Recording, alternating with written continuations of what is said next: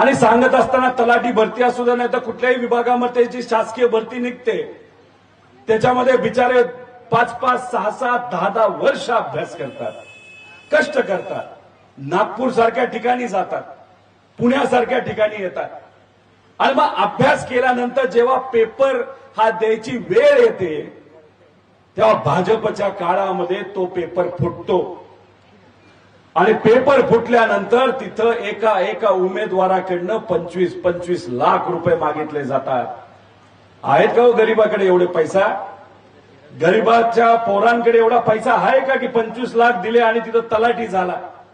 त्याचा आवाज म्हणून आम्ही सर्वजण जेव्हा लढतो तेव्हा देवेंद्र फडणवीस साहेब काय बोलतात की आजची तुमची पिढी सिरियस नाही, म्हणजे आम्ही सिरियस नाही, तुमची मुलं मुली सिरियस नाही, तुमचे नातवंड सिरियस नाही। चूक काय?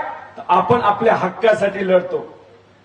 मग अशा पद्धतीचं सरकार जर आपल्या राज्यामध्ये आणि या देशामध्ये असेल तर मग त्याला हद्दपार करण्यासाठी आपल्याला एक पाऊल पुढे टाकावं लागेल।